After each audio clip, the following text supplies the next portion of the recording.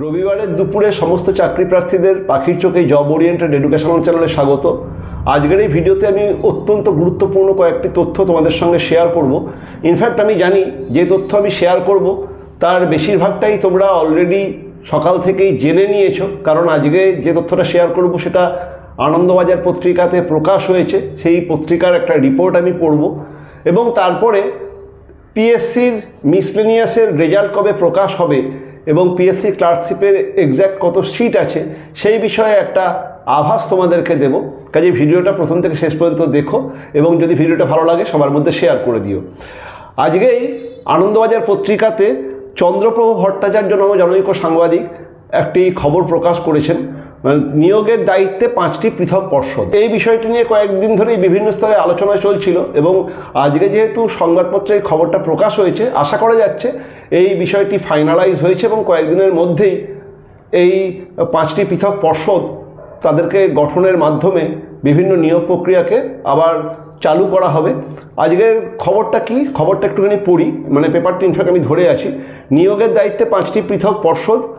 নিয়োগ সংক্রান্ত সব সরকারি সংস্থাকে একত্র করার কাজ শুরু করেছে রাজ্য। প্রশাসনিক সূত্রের মতে সব ঠিক থাকলে অনেকগুলির বদলে ক্ষেত্রভাগ করে কাজ করবে মাত্র 5টি নিয়োগ সংস্থা। মানে একাধিক সংস্থা থাকলে তাদের উপরে সরকারের নিয়ন্ত্রণটা থাকার একটু অসুবিধা। কাজেই স্বল্প সংখ্যক যদি সংস্থা থাকে সরকার সহজেই তাদের বিভিন্ন রকম নিয়ম নীতিকে ইমপ্লিমেন্ট করতে পারবে।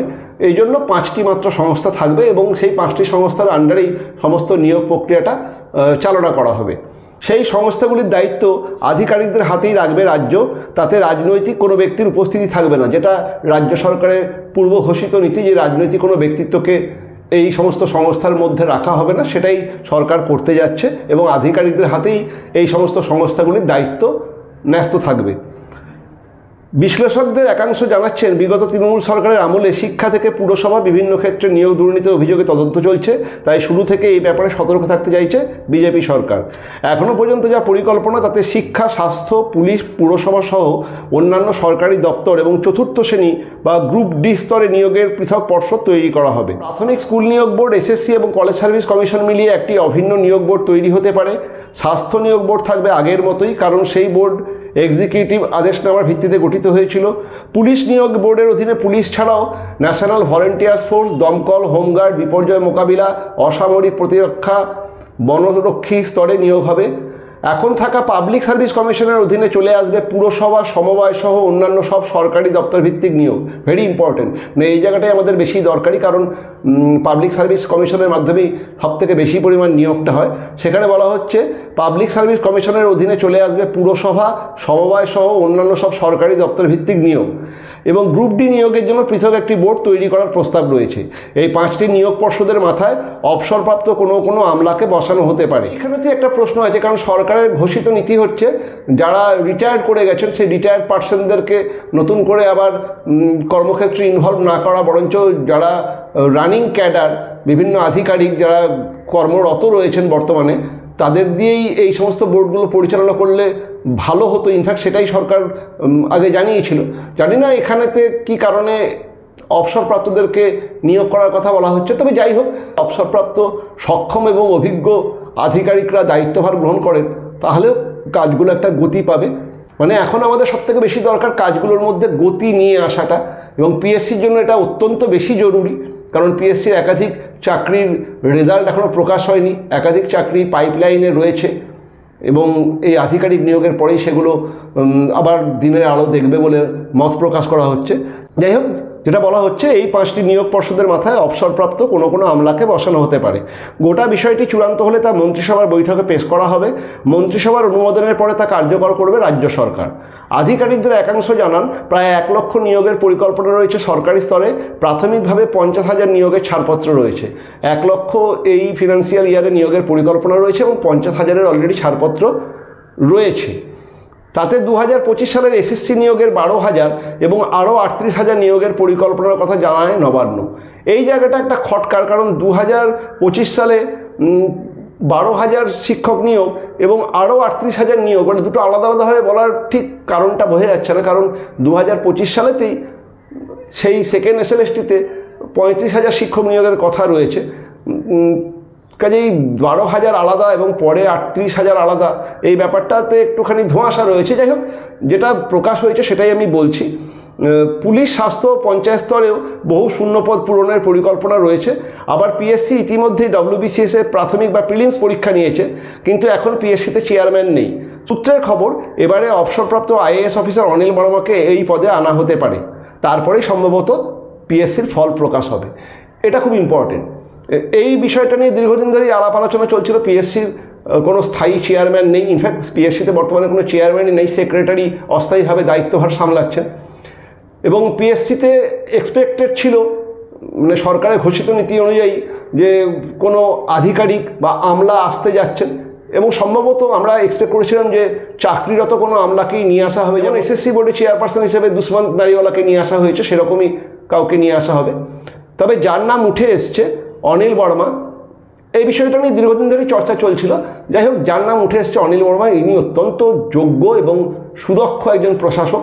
কাজেই তিনি রিটায়ার করেছেন, কিন্তু যে সমস্ত দায়িত্বভার তিনি পালন করেছেন এবং খুব সুচারুভাবে সেই সমস্ত দায়িত্বভার পালন করেছেন, তিনি যদি পিএসসির দায়িত্ব নেন তাহলে পিএসসির কাজে গতি আসবে বলে অভিজ্ঞ মহলও মনে করছে, এবং যারা সেই ব্যক্তির কার্যকলাপ সম্পর্কে অবহিত তারাও মনে করছেন যে পিএসসির কাজে তারা গতি আসবে। যে রিটায়ার্ড আইএএস অনিল বর্মার কথা বলা হচ্ছে, তিনি 1989 সালের ওয়েস্ট বেঙ্গল ক্যাডারের একজন কর্মী। তিনি ইকোনমিক্সে এমএ এবং ফ্রেঞ্চ ভাষা বা ফরাসি ভাষায় তার অগাধ পাণ্ডিত্য রয়েছে, এবং একদমই রিটায়ারমেন্টের আগে তিনি অত্যন্ত, মানে একাধিক গুরুত্বপূর্ণ দপ্তর তিনি খুব সুন্দরভাবে চালিয়েছেন। অবসরের পূর্বে তিনি নেতাজি সুভাষ অ্যাডমিনিস্ট্রেটিভ ট্রেনিং ইনস্টিটিউটের ডিরেক্টর জেনারেল ছিলেন, এবং একই সঙ্গে তিনি, মানে অ্যাডিশনাল চার্জ হিসেবে তিনি ওয়েস্ট বেঙ্গল ভ্যালুয়েশন বোর্ডেরও চেয়ারপারসন ছিলেন।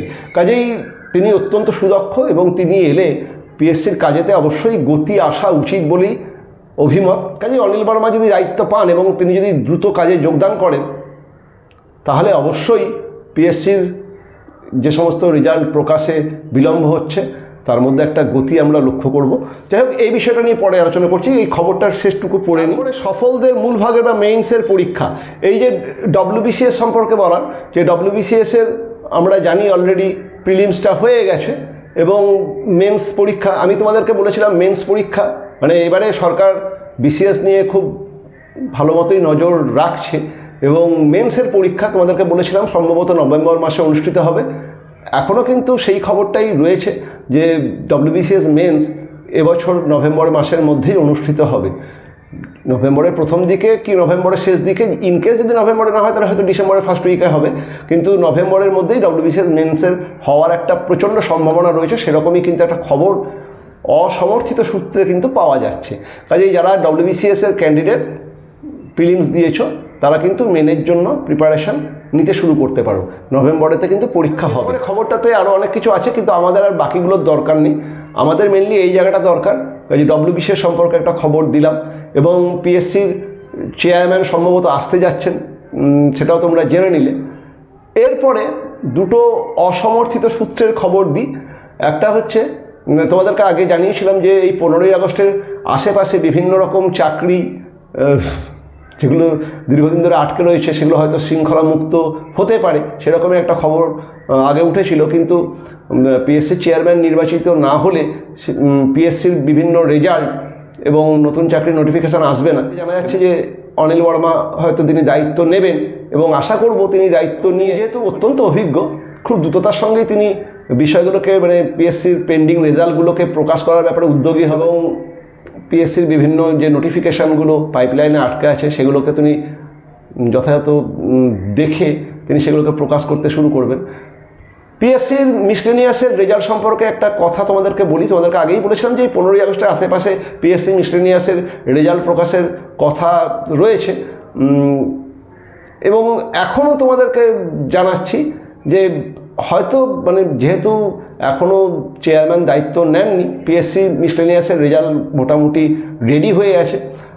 একটা জায়গা থেকে কিছু খবর আসা বাকি, বা হয়তো সেই খবর চলেও এসছে। তোমরা যেটা জানো যে গভর্নমেন্টের লিগাল রিমেম্বারেন্স সেলের কাছে পিএসসি আবেদন করেছে, সেই বিষয়ে হয়তো ইনফরমেশান চলে এসছে, বা কিছু একটা ডিসিশান হয়তো হয়ে গেছে, যেটা আমরা এখনও জানতে পারছি না। এই রেজাল্ট প্রকাশের সময় হয়তো জানতে পারবো, মানে কত পার্সেন্টেজে নিয়োগটা হবে। মানে ওবিসি কত পার্সেন্টেজে নিয়োগটা হবে। তবে যেটা খবর যে এই মাসেতেই মানে আগস্ট মাসেতেই পিএসসি মিসলেনিয়াস 2023 রেজাল্ট প্রকাশ হয়ে যাবে।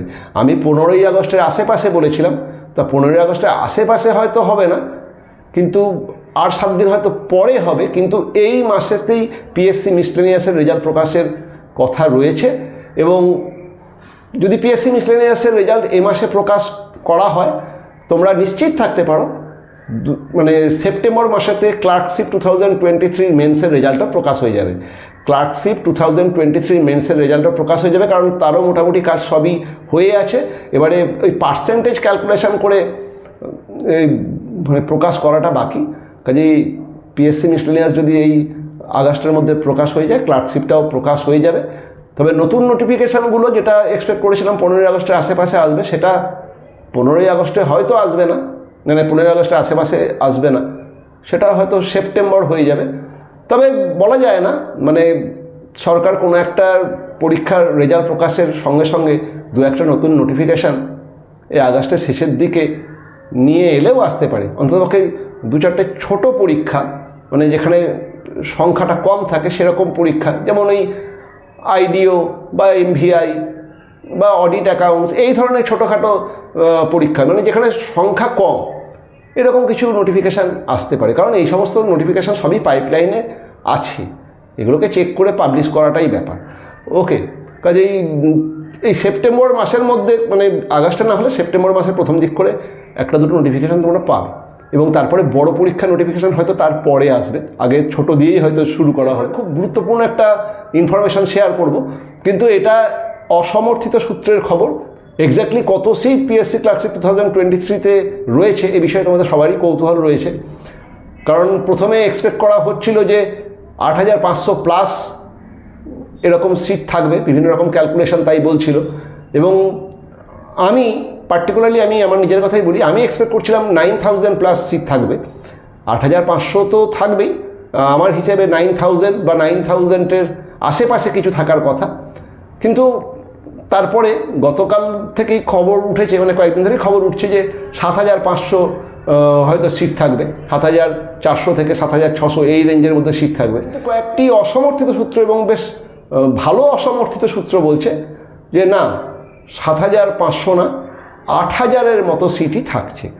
8500 ক্রস করবে না, আবার 7500-তেও নামবে না, 8000 প্লাস 8100 কি 8200-র মতো সিট নিয়ে পিএসসি ক্লার্কশিপ 2023 রেজাল্ট প্রকাশ হবে। সিট কিন্তু যা খবর ছিল সেটা 9500-র মতো সিট ছিল, 9500-র মতো সিট ছিল। কিন্তু কিছুটা সিট সম্ভবত পরবর্তী পরীক্ষার জন্য সেটাকে কেটে রেখে দেওয়া হচ্ছে, বা ওই 2023-এর ফিনান্সিয়াল ইয়ারের মধ্যে যতটা ভ্যাকেন্সি ক্রিয়েট হয়েছে, পরবর্তীগুলোকে মানে যখন রেজাল্ট বেরোয় পরবর্তী ভ্যাকেন্সিগুলোকেও একসঙ্গে অ্যাড করে অ্যাড অন রেজাল্টটা বেরোয়, অ্যাড অন সিটের হিসেবটা নিয়ে রেজাল্টটা বেরোয়। কিন্তু এবারে সম্ভবত আর সেই অ্যাড অনটা হচ্ছে না, ওই 23-এতেই যেটা আমরা জানি 23-এর মধ্যেই যত সিট ফাঁকা আছে তার উপরই ক্যালকুলেশন করে হিসেব দেওয়া হচ্ছে। কিন্তু যা খবর 8000 সিট থাকছে, 8000+ সিট থাকছে, 8000-এর নিচে থাকবে না, এরকমই একটা খবর কিন্তু খুব জোরদারভাবেই রয়েছে। ওকে, সেই তথ্যটা তোমাদের শেয়ার করলাম যে হয়তো 7500 মানে অতটা কম থাকবে না, আবার হয়তো 8500-এর উপরে অতটা বেশিও থাকবে না, এই দুটোর মাঝামাঝি ওই 8100 কি 8200 এরকম সিট নিয়েই হয়তো পিএসসি ক্লার্কশিপ 2023 রেজাল্ট প্রকাশ হবে। ওকে, এই তথ্যটা শেয়ার করা ছিল। যদি ভিডিওটা ভালো লাগে সবার মধ্যে শেয়ার করে দিও। দেখা হচ্ছে পরবর্তী ভিডিওতে।